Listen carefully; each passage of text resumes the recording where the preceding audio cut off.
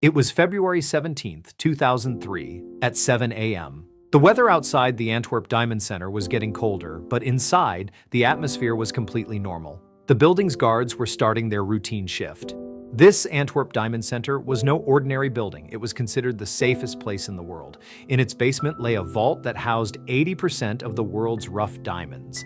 The security was so tight that not even a bird could fly through undetected.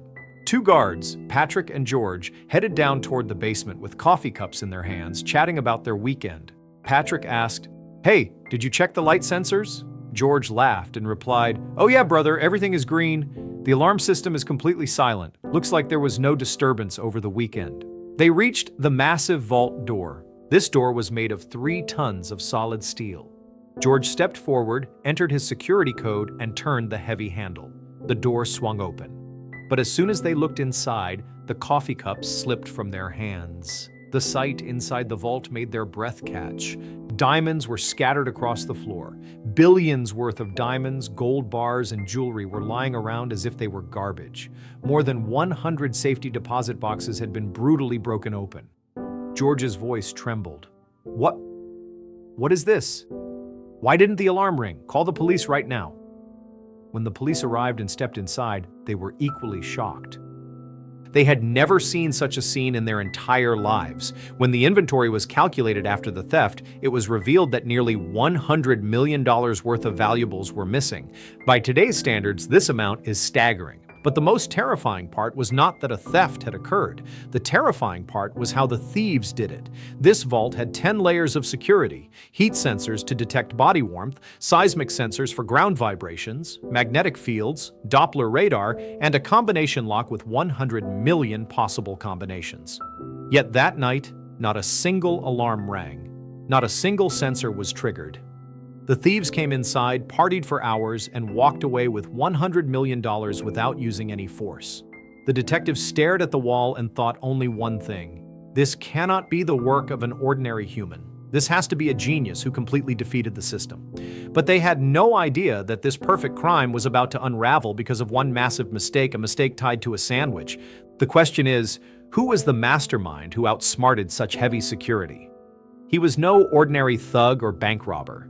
He was Leonardo Notarbartolo, a resident of Italy, a highly stylish man who wore sharp suits. Leonardo believed he was born to be a thief.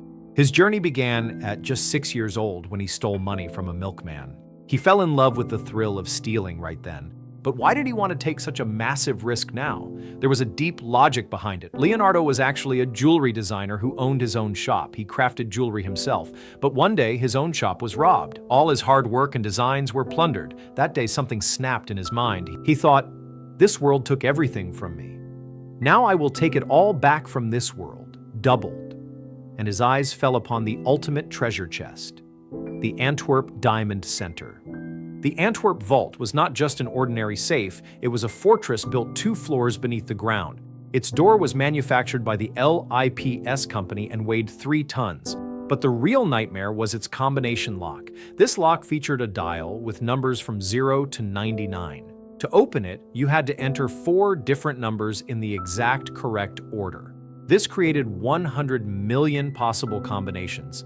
If you tried to guess the numbers blindly, it would take you years to find the right code. And if that wasn't enough, it also required a foot-long key, which was considered impossible to duplicate. Behind the door lay a web of heat sensors, seismic sensors, and magnetic fields. Because of this, Leonardo needed a specialized team. He returned to his city, Turin, in Italy, where a notorious group known as the School of Turin was famous. Leonardo handpicked 4 people who were magicians in their respective fields. An interesting rule in the criminal world is that real names are never used.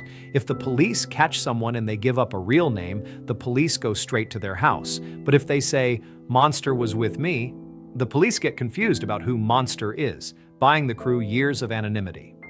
With this logic, the team was formed. Pietro Tavano, codename Spedi. He was Leonardo's close friend of 30 years. His job was to drive the getaway vehicle and haul the loot. But Spady had a major downside. He was extremely paranoid and nervous. During meetings, Spady would wipe his sweat and say, "Leo, are you sure? Not even a bird can fly into Antwerp. If we get caught..." Leonardo laughed and patted his back. "That's where the fun is, my brother. You just keep the car ready." We'll handle the rest. Ferdinando Finotto, codename the Monster. True to his name, he was a massive, muscular man. Breaking locks, cutting electrical wiring, or scaling walls was child's play for him. Elio Denorio, codename the Genius. This man was an electronics expert. No matter the alarm system in the world, the Genius always had a workaround. The King of Keys. He was the most mysterious member. Even to this day, the police do not know his real name. He was an elderly man, but he possessed a brilliant talent. He could create an exact duplicate of any key just by looking at it. The team was ready, and now it was time to enter the enemy's territory. Leonardo played a very simple yet brilliant move. 18 months before the heist, he rented a small office inside the diamond center. He presented himself as a wealthy diamond merchant, paying a modest monthly rent. This small amount gave him something priceless, a 24-hour building access card. He was no longer an intruder, he was a tenant. Once inside, Leonardo's spy games began. He often walked around with a pen clipped to his shirt pocket. This was no ordinary pen, it was a high-tech spy camera. He would drink coffee with the guards, crack jokes, and his camera would record the entire security system operating in the background. One day, a guard walked up to a keypad on the wall to disarm an alarm. Leonardo intentionally stood slightly behind and to the side of the guard, holding a coffee cup and making casual conversation. The guard trusted him completely, so he didn't hide the keypad with his hand. As the guard raised his hand to press the buttons, Leonardo subtly turned his chest toward him. The pen camera in his pocket focused directly on the keypad. Leonardo distracted him, saying, "Hey Patrick, lots of work today, huh?" The guard replied while pressing the buttons, "Oh yes, sir. The weekend is coming." This spy camera revealed the brand of the keypad and the angle at which the guard stood. But to see the actual password clearly, they needed a fixed camera. So next time, they took a massive risk. The team hid a tiny camera inside a fire extinguisher hanging right outside the vault. Its lens pointed straight at the keypad. The next time the guard entered the code, that camera recorded every single button press clearly. The real preparation was happening not in Antwerp, but inside a deserted warehouse in Italy. There, Leonardo poured money like water to construct an exact life-size replica of the vault. The walls were identical, the darkness was the same, and most importantly, they installed the exact same sensors used in Antwerp. You might wonder where Leonardo got so much money to rent a warehouse and buy these expensive systems. The answer is simple. Leonardo was no petty thief. He had been in this business for 30 years. He started by stealing luxury sports cars. Later, he realized diamonds offered more money with less risk. He used his stolen wealth to open his own legitimate jewelry shops. For Leonardo, this expense wasn't a loss. It was a business investment. He knew spending a few $100,000 today would yield 800 crores tomorrow. Back in the warehouse, the crew rehearsed the heist every single night in pitch darkness. They wanted to see exactly how long it took for an alarm to trigger. One night during practice, the warehouse was completely dark. The monster was walking slowly when suddenly the alarm blared. The genius shouted, "Stop! Monster! You are moving too fast! Your body heat woke up the sensor!" The monster frustratedly pulled off his mask. "So what should I do? Stop breathing? If my body is warm, what can I do?" The genius smiled. He pulled out a bottle of hairspray and a styrofoam box from his bag. He explained, "Look, this isn't magic. It's science. We will spray this hairspray over the sensor. It contains oil that will form a thin layer, blocking your body heat from reaching the sensor. And for extra safety, we will cover the sensor with this styrofoam box." Not only that, they practiced a turtle crawl because there was a Doppler radar that picked up rapid movements. They were trained on how to move inch by inch without disturbing the surrounding air. But one major question remained. How would they enter? Going through the main gate meant going straight to jail because of the guards and metal detectors. They needed a back door. For this, Leonardo put on another acting performance. He went back to the woman managing the building who had rented him the office. Leonardo said with immense confidence, "Madam, my diamond business is growing rapidly. I feel I need a larger office space. Could you provide me with the original blueprints of this floor so I can see which area suits me best?" The manager didn't suspect a thing. She opened her drawer and handed the original blueprints of the building straight to Leonardo. When the team spread the maps on the table, the genius's finger stopped at a specific spot. "Look here." The blueprints showed a private garden right behind the building, connected to an old abandoned structure. Most importantly, according to the maps, security camera coverage in that garden area was practically non-existent. After 18 months of hard work, thousands of photos studied, and hundreds of nights of practice, the date finally arrived. February 14th, 2003, Valentine's Day weekend. The city of Antwerp was incredibly crowded because a major tennis tournament was taking place. The attention of the police and the public was on the match. This was the exact opportunity Leonardo had been waiting for. In the evening, the entire team gathered at Leonardo's Antwerp apartment. They ate a light meal of pasta and salami. No one drank alcohol because they needed their minds completely sharp. They checked their rubber gloves, face masks, and the specialized tools brought from Italy. Leonardo saw the fear in his team's faces. He knew there was no turning back. He looked at his watch and whispered, "Get ready. Tonight, we become rich." By midnight, the city of Antwerp was fast asleep. Leonardo split the team into two groups according to his master plan. Leonardo had rented a Peugeot 307 car, and he sat outside with his driver, Speedy, keeping watch. Their job was clear. If any police car or siren was heard, they would immediately alert the inside team and keep the car ready for escape. Meanwhile, the other three players, the genius, the monster, and the king of keys, advanced toward the back of the building to break in. But the moment they stepped inside, they faced their first and most dangerous challenge, the ceiling-mounted heat sensor. If they stepped into its view, their body heat would instantly trigger the alarm. But the genius was prepared. He pulled a massive polyester shield from his bag, as polyester blocks human heat from escaping. The genius warned his companions quietly, "Stay exactly behind me. Do not let a hand or foot slip out of this shield." Walking in a single line behind the shield, they passed right under the nose of the sensor. Like ghosts, they slipped into the building without leaving a single trace. Now they stood before the 3-ton vault door. The genius immediately covered the security camera with a black plastic bag. Now, the real game began. The magnetic sensor on the door. This sensor functioned in two pieces, one on the wall and one on the door. As long as the door remained closed, these two magnets stayed stuck together, keeping the alarm silent. The moment the door opened, they would separate, triggering the alarm. But the genius had a workaround. He pulled out an aluminum strip he had custom-made at home. He placed the strip over both pieces of the sensor, binding them together. He then signaled the monster. The monster unscrewed the entire sensor plate from the door. Amazingly, the sensor was no longer on the door. It was in their hands. But because the aluminum strip kept the magnetic connection intact, the alarm system still believed the door was closed. They taped the connected sensor to the wall. The genius breathed a sigh of relief. The first lock was bypassed. Next came the password. The monster entered the code they had stolen from the video footage. The electronic lock clicked open, then came the most terrifying moment. The king of keys stepped forward with the duplicate key he had crafted just by watching a video. Everyone was sweating. If the key failed, everything was over. The king inserted the key into the lock with trembling hands. He tried to turn it, but the key jammed. The monster whispered, "What happened? Turn it!" The king's face turned pale. "It's not turning. Maybe a mistake was made." Silence enveloped the room. 18 months of hard work were about to turn to dust. In a panic, the genius pulled out his phone and called Leonardo, who was waiting in the car. He whispered, "Leo, we are stuck. The duplicate key isn't working. The lock won't open. What do we do? Do we cancel the mission?" Leonardo thought with a calm mind. Suddenly, he remembered a detail from his surveillance.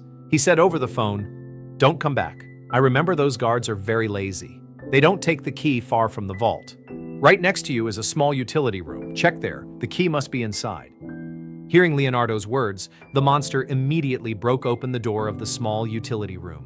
There, hanging on a hook on the wall, was the original key. The monster's eyes lit up.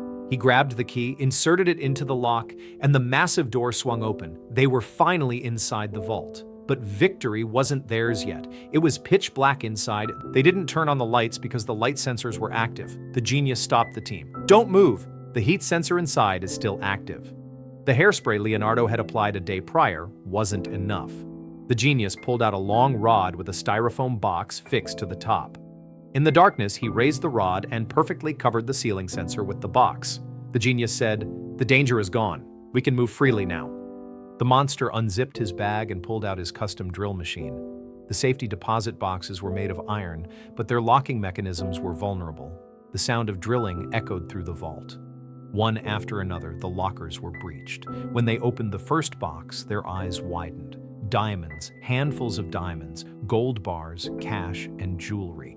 They began breaking boxes frantically. Diamonds scattered across the floor like shards of glass. They stuffed the loot into canvas bags. Greed took over and they wanted to take everything, but the bags were getting full.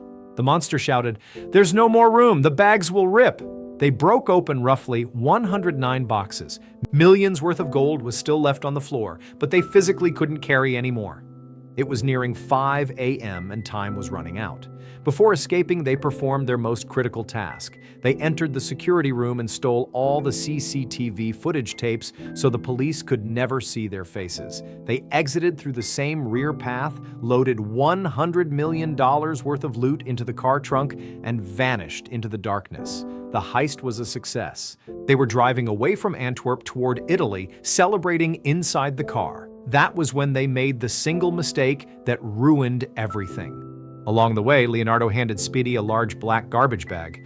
This bag contained all the evidence that could tie them to the crime food wrappers, rubber gloves, and the blueprints. Leonardo explicitly commanded, "Burn this bag. No evidence must remain." But Speedy was terrified, or perhaps just lazy. He thought, who wants to take the risk of lighting a fire on the roadside? He stopped the car near a forest along the highway and threw the bag into the bushes. He assumed no one would ever notice garbage in the woods. This was their ultimate downfall. On Monday morning, when the guards opened the vault at the Antwerp Diamond Center, they lost their minds. The floor was littered with diamonds, cash, and gold that the thieves couldn't carry. The police commissioner called it the heist of the century. However, they had zero clues about the identity of the thieves. Then, luck took a turn. The forest where Speedy had thrown the garbage belonged to a local man. Seeing trash dumped on his property made him furious, and he complained to the police. Because the trash contained envelopes stamped with the words Antwerp Diamond Center, the police opened the bag immediately. Inside the garbage bag, detectives found a half-eaten salami sandwich. It was the exact sandwich Leonardo and his team had eaten on the night of the heist. The police extracted saliva from the sandwich for a DNA test. But how did the police suspect Leonardo directly? A sandwich alone couldn't point them to him. In reality, that garbage bag threw up another massive blunder. While searching through the shredded papers inside the bag, the police found a store receipt. It was a receipt for a surveillance system. The police rushed to the electronics store, where the shopkeeper checked his records and revealed the system was purchased by a man named Leonardo Notarbartolo. The police were stunned. They checked the tenant list of the Diamond Center, and there it was, Leonardo's name. The police realized it was an inside job. A man who had been sitting there with an office for 2 years was the mastermind. They had their suspect, but they needed definitive proof. That was when the half-eaten sandwich played its part. The police retrieved Leonardo's past records to get his DNA and matched it with the DNA found on the sandwich. It was a 100% match. The police raided Leonardo's house. They found a few stolen diamonds, but it was a minuscule amount. The real treasure was missing. Leonardo then tried to play smart. After the theft, he had fled to Italy, but a few days later, he chose to return to Antwerp. He figured that if he suddenly went missing, it would look suspicious. Since he owned an office there, he wanted to behave like an honest, concerned businessman. He assumed the police had no evidence and that he was perfectly safe. He walked straight into the Diamond Center to check his mail and act shocked about the incident. What he didn't know was that the police already had his name from the forest garbage. They were waiting for him. The moment Leonardo stepped into the Diamond Center, the police arrested him on the spot. In his attempt to outsmart them, he walked right into the trap. If he had stayed in Italy, it might have taken the police years to extradite him. Leonardo was caught, but the mobile phone in his pocket became his team's worst enemy. When the police scrutinized his call